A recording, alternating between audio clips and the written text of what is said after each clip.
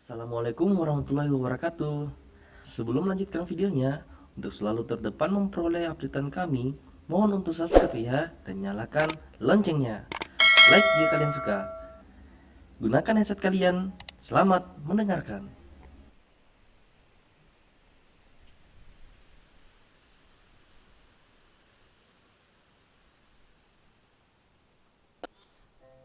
Assalamualaikum warahmatullahi wabarakatuh.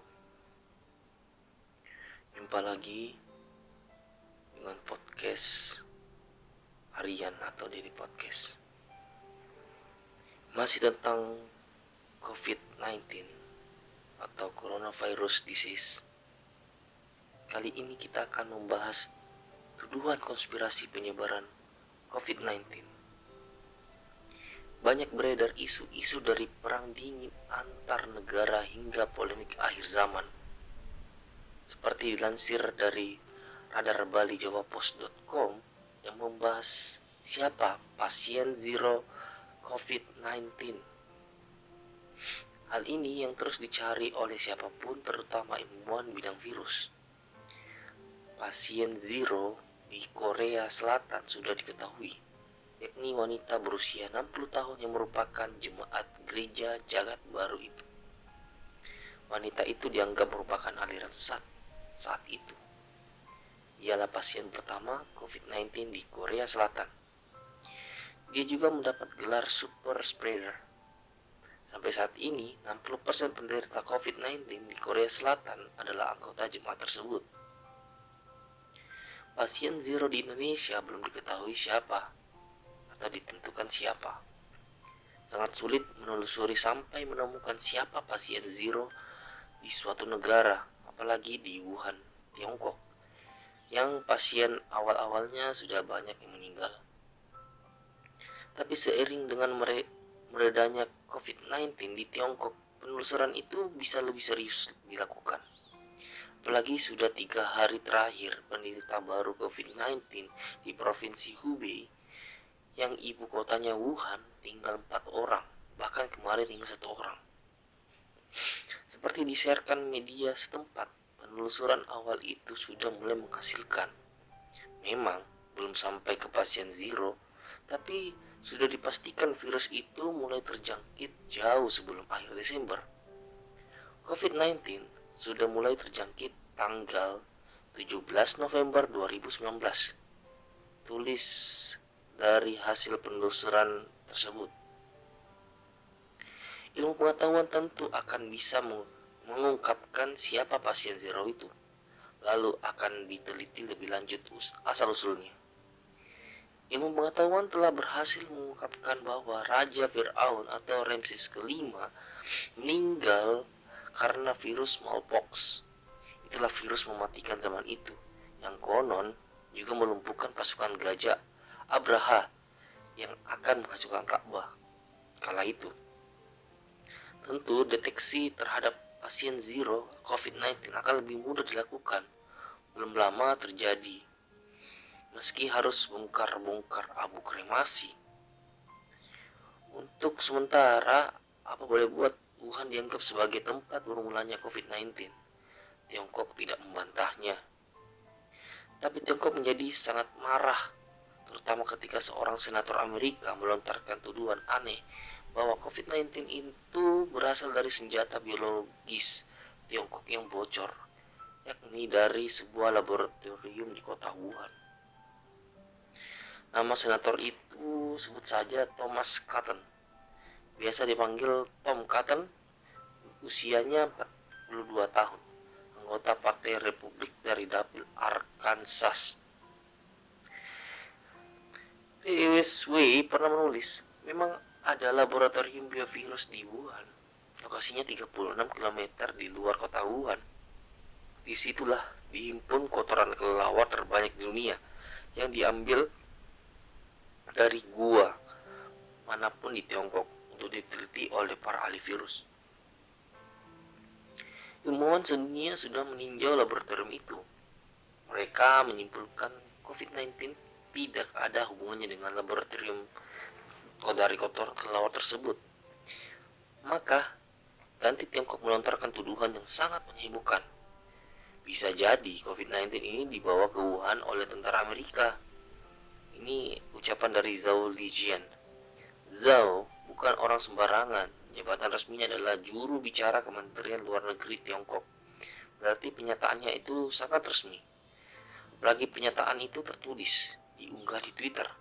Dan sampai hari ini, 5 hari setelah diunggah, tidak juga dicabut. Zhao pun menantang Amerika untuk buka-bukaan. Coba umumkan kapan pasien zero terjadi di Amerika. Di rumah sakit mana? Kata Zhao, seperti sudah punya informasi itu. Bukalah, umumkanlah, tulis si Zhao ya. Pejabat Tiongkok pun menyinggung soal flu burung tahun 2009 yang mewabah ke 124 negara yang mengakibatkan 14.000 orang meninggal dunia. Asal flu burung itu dari Amerika. Tapi pernahkah kita menyalah-nyalahkan Amerika? Ujar pejabat-pejabat itu. Tapi siapa tentara Amerika yang dimaksud dan kapan? Rupanya teori itu dikaitkan dengan acara Pekan Olahraga Militer Sedunia yang diselenggarakan di Wuhan pada Oktober 2019. Militer Amerika mengirimkan 17 tim ke Wuhan. Mereka ikut di 17 cabang olahraga. Jumlah atlet mereka 280 orang. Menurut teori itu adalah atlet yang ke pasar induk Wuhan. Sekitar 2 minggu setelah pekan olahraga militer itu, mulailah ada penderita COVID-19 di Wuhan yang pusatnya di pasar induk Wuhanan itu. Dan Presiden Iran, Ahmadinejad, juga mengunggah status di Twitter. Ia juga menyebut COVID-19 produk senjata bio. Tapi ia tidak mengarahkan tuduhannya kemana, ke Tiongkok maupun ke Amerika. Yang jelas, 2 hari setelah unggahan Twitter yang heboh itu, Duta Besar Tiongkok di Washington DC, Cui Tiankai, dipanggil pemerintah Amerika. Amerika marah atas tuduhan di Twitter itu. Di Amerika memang pernah terjadi wabah sakit pernafasan sampai beberapa orang meninggal, yakni di negara bagian Washington. Waktunya 2 bulan sebelum pekan olahraga dunia itu. Hanya saja penyebab sakit itu jelas vaping, korbannya para vapor. Vaping adalah generasi keempat rokok elektronik yang bisa mengeluarkan asap seperti merokok beneran. Rasanya terlalu konspirasi kalau wabah vaping dikaitkan dengan COVID-19. Entahlah kalau Tiongkok punya data yang lebih langsung dengan kehadiran para atlet militer itu. Ataukah Tiongkok mengkaitkan dengan berita di koran besar Inggris tanggal 6 Agustus 2019. Harian Independent London yang reputasinya tinggi, hari itu memang memberitakan bahwa Amerika menutup laboratorium senjata biologi yang ada di Fort Detrick, Maryland. Itu juga berfungsi sebagai lembaga riset virus-virus mematikan. Penutupan dilakukan karena sejak terjadi banjir 2 tahun lalu, standar keamanan di lab tersebut tidak memenuhi syarat. Tapi ditegaskan tidak sampai terjadi kecelakaan apapun. Tiongkok sendiri pernah mengirim ahli-ahli senjata biologinya ke Fort Detrick itu. Zaman itu 2 negara bekerja sama di bidang senjata bio. Mereka saling mengirim tenaga militer bidang itu. Kini hubungan Amerika dan Tiongkok tegang lagi di arena yang baru.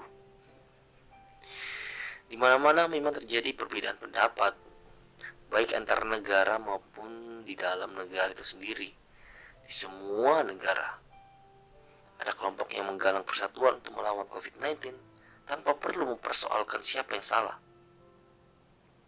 Di Tiongkok sampai diciptakan banyak lagu solidaritas agar rakyat bersatu melawan virus, termasuk dengan disiplin menjaga jarak atau long distance ya, social distance, baik di restoran maupun saat antri kendaraan.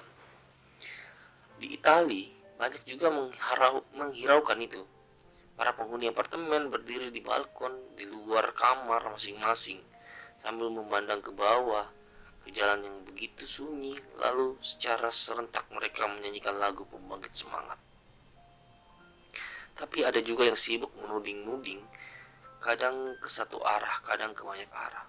Ada kalanya bencana memang justru bisa mendamaikan dunia. Itu masih kita tunggu.